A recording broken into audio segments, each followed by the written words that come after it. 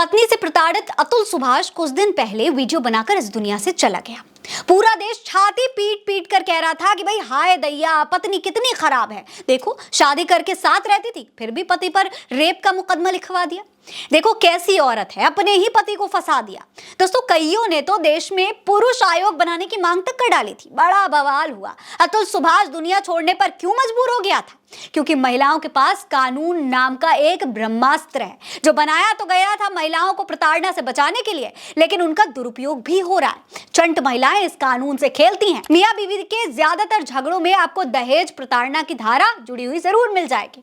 इसी बात को दोस्तों मुलायम सिंह यादव बहुत पहले समझ गए थे। मुरादाबाद की रैली में यही बात तो मुलायम सिंह यादव कह रहे थे कि अगर प्रेमी प्रेमिका साथ रहते हैं, अपनी मर्जी से संबंध बनाते हैं, बाद में अनबन हो गई तो लड़की रेप का केस लिखवा देती है।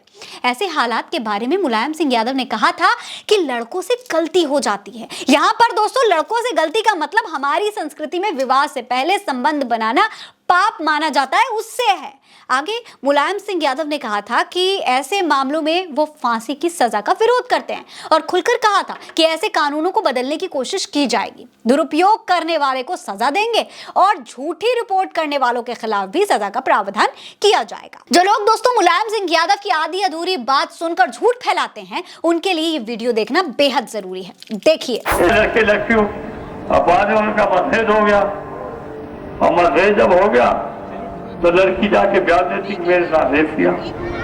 अब बेचारे को 3 को फांसी हो गई। क्या रेप में फांसी दी जाएगी? 3 लड़के हैं, गलती हो जाती है तो 3 को भी फांसी दे दी बम्बई में।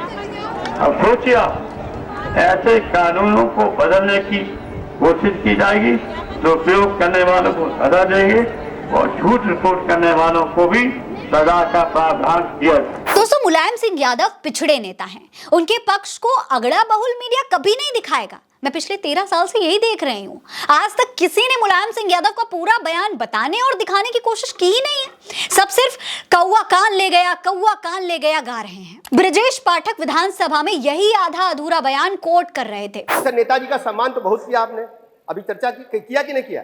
नेताजी की सब कही बात मानते हैं ना? मानते हैं ना? बोलो मानते हैं?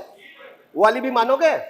लड़कों से गलती हो जाती। दोस्तों, ब्रजेश पाठक की बात पर उनके अगल बगल के लोग ऐसे हंसे जैसे ब्रजेश पाठक ने कोई बहुत बड़ा जुमला सुना दिया हो। इन विधायकों की गलती नहीं है।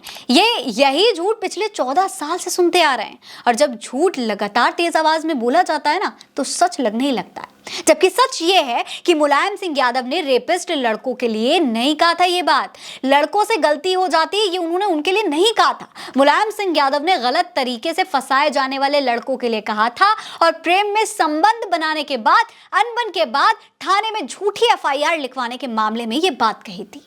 दोस्तों, हमारा कानून कहता है कि बालिग लड़का लड़की अगर अपनी सहमति से संबंध बनाते हैं तो वो रेप नहीं होता। और हमारे ही कानून में कहा गया है कि अगर लड़की बाद में उसे रेप कह दे तो लड़के की जिंदगी अतुल सुभाष हो जाती है।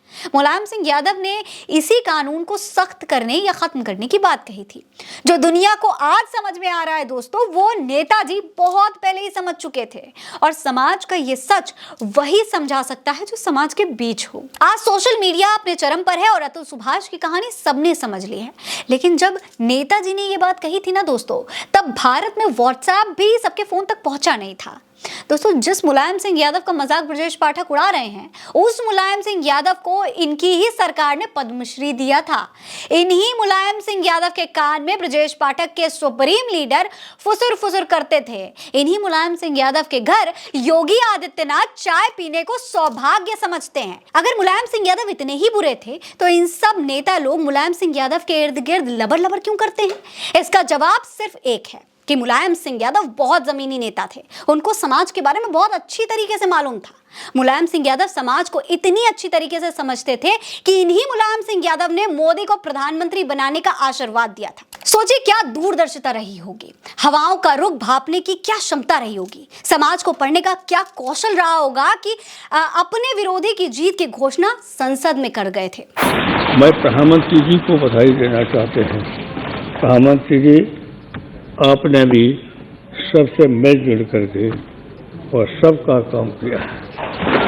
ये सही है कि हम जब मिले किसी काम के लिए कहा तो आपने उसी पर ऑर्डर किया।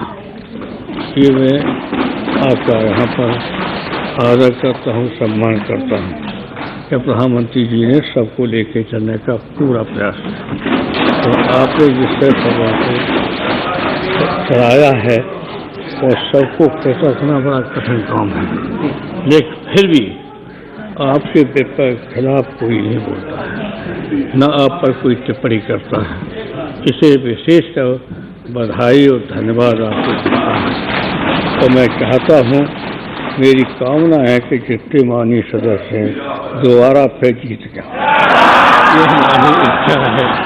तो ये सब और तो ये भी चाहता हूँ, हम लोग तो इतना बहुमत नहीं आ सकते हैं, प्रधानमंत्री जी आप फिर बने प्रधानमंत्री। तो दोस्तों, मुलायम सिंह यादव होना किसी नेता, विधायक, सांसद, मंत्री की बस की बात नहीं होती। ब्रजेश पाठक विधानसभा में खड़े होकर मुलायम सिंह यादव की मंशा के बारे में झूठ जरूर बोल सकते हैं, लेकिन समाज को समझने के लिए आपको मुलायम को समझना जरूर पड़ेगा। खेतों में किसान, कुश्ती में पहलवान, स्कूल में मास्टरी का ज्ञान तब मिलता है नेताजी जैसा सम्मान। इसीलिए जो दुनिया में नहीं है उनके लिए झूठ मत फैलने दीजिए। वीडियो को शेयर करिए और सच फैलाइए। ये वीडियो अब भारत एक सोच पर देख रहे हैं। नमस्कार।